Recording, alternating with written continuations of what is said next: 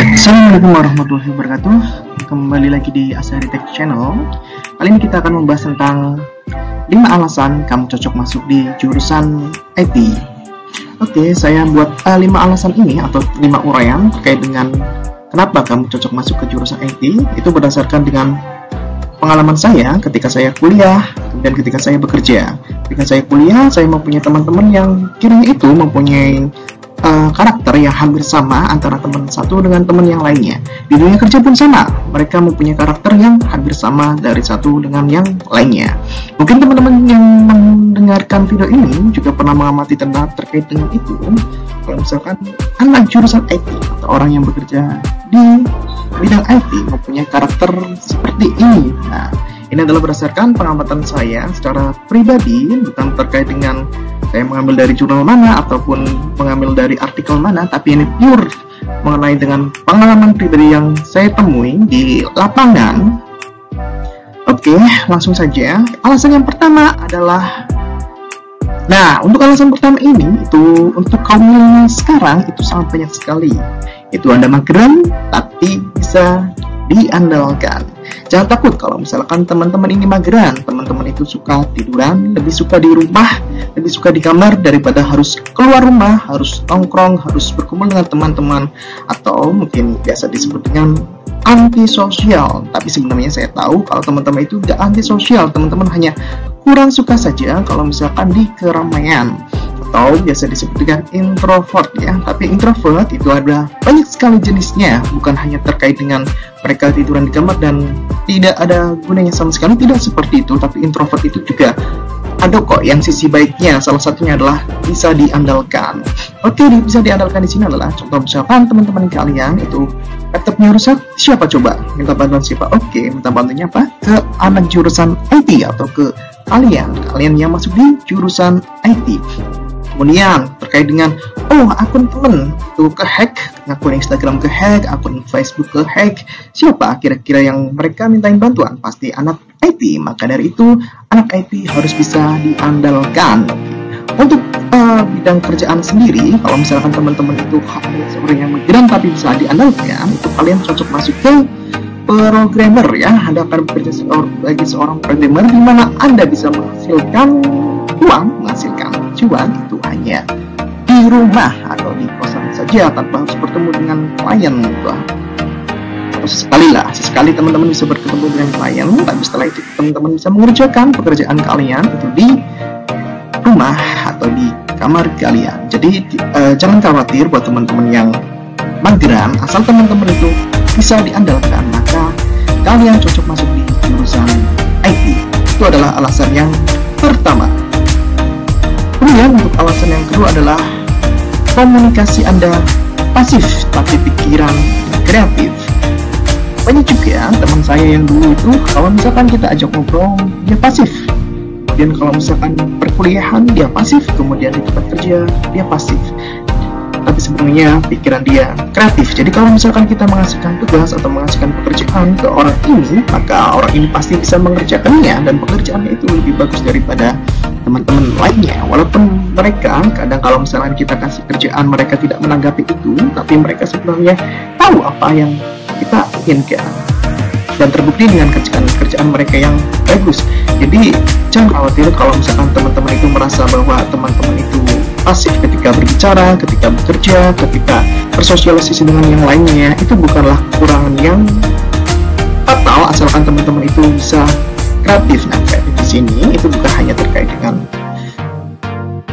kreativitas desain dan lain sebagainya, tapi teman-teman di sini juga bisa kreatif dalam semua hal pembuatan multimedia seperti video, desain grafis, kemudian logo dan lain sebagainya. Kemudian di jaringan teman juga bisa kreatif di bagaimana cara membuat sebuah jaringan sehingga itu nanti bisa digunakan di sebuah perusahaan atau di sebuah tempat kerja itu lebih efisien dan efektif. Kemudian kreatif di sini juga terkait dengan bagaimana teman-teman itu membuat sebuah aplikasi di mana aplikasinya itu benar-benar bisa diterima oleh masyarakat dan terlihat user friendly dan menarik bagi masyarakat atau pengguna nantinya. Nah itu kalau misalkan teman-teman itu merasa bahwa teman-teman memang pasif tapi Anda mempunyai kemampuan atau mempunyai karakter kreatif, maka Anda cocok masuk di jurusan IT. Itu adalah alasan kedua.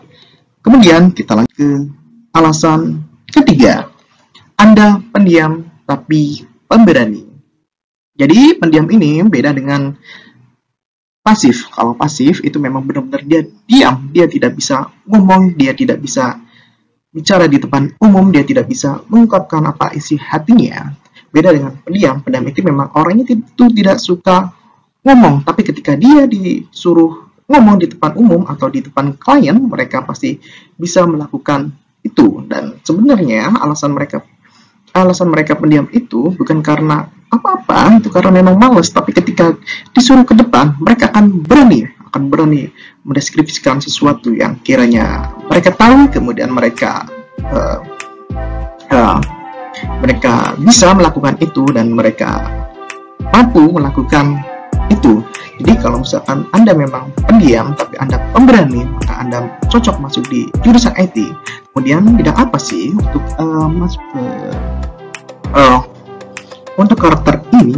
Itu adalah yang pertama adalah teman-teman bisa masuk ke sistem analis. Nah, orang sistem analis itu cenderung mereka itu pendiam, tapi mereka akan berani ketika mempresentasikan tentang analisa mereka terkait dengan data yang telah diberikan oleh sebuah perusahaan ke mereka. Jadi mereka akan menganalisis itu dengan diam tentunya. Kemudian setelah analisis itu selesai, kemudian mereka akan mempresentasikannya dengan berani ke klien, ke perusahaan, ke pimpinan, atau ke yang lain sebagainya. Itu adalah karakter orang IT ketiga.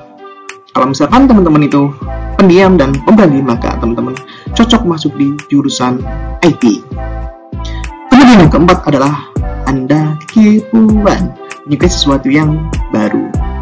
Oke, kepoan itu adalah Anda ingin merasa tahu semua terkait dengan hal, ya, bukan hanya kepoan terkait dengan pasangan atau lawan jenis atau teman sejawat atau apa itu, tapi kepoan di sini adalah ingin tahu segala sesuatu yang baru. Nah, kepoan di sini Anda juga bisa merealisasikan ketika teman-teman masuk ke jurusan IT. Teman-teman pasti akan lebih ke cenderung ingin tahu apa sih teknologi yang terbaru sekarang, kemudian bagaimana cara penggunaannya, bagaimana cara mengimplementasikannya, dan bagaimana cara Anda masuk atau Anda berkecimpung di teknologi itu, memanfaatkan teknologi itu untuk mungkin sekedar iseng atau sekedar main-main saja.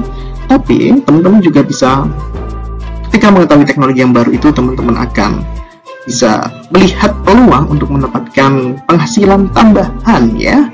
Itu biasanya orang IT itu mempunyai kemampuan ini, kepoan dan menyukai sesuatu hal yang baru. Jadi kalau misalkan teman-teman itu kepoan dan menyukai sesuatu yang baru, maka teman-teman cocok masuk di jurusan IT. Kemudian alasan yang kelima, alasan yang terakhir adalah Anda orang yang santai tapi solutif, ya.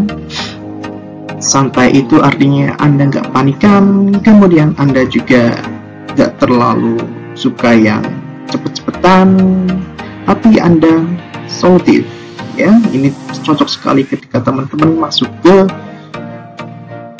dunia jaringan atau jaringan cyber, ya, cyber hacker, ya. Jadi kalau misalkan ada serangan, Anda tetap santai, tidak langsung mengambil tindakan yang gegabah, tapi Anda solutif. Jadi mengambil sesuatu yang kiranya itu cara ini adalah cara yang paling efektif untuk digunakan, gitu.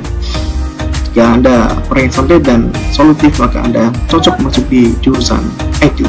Nah, itu terkait dengan 5 hal yang bisa saya sampaikan di sini. Kalau misalkan teman-teman itu mempunyai karakter salah satu dari kelima hal ini, maka tidak ada salahnya kalau misalkan teman-teman itu masuk ke jurusan IT. Karena memang untuk jurusan IT ini banyak orang-orang yang seperti itu.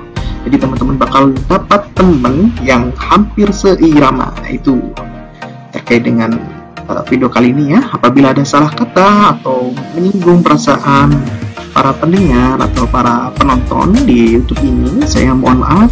Dan kalau misalkan ini bermanfaat buat kalian, jangan lupa subscribe. Terima kasih. Wassalamualaikum warahmatullahi wabarakatuh.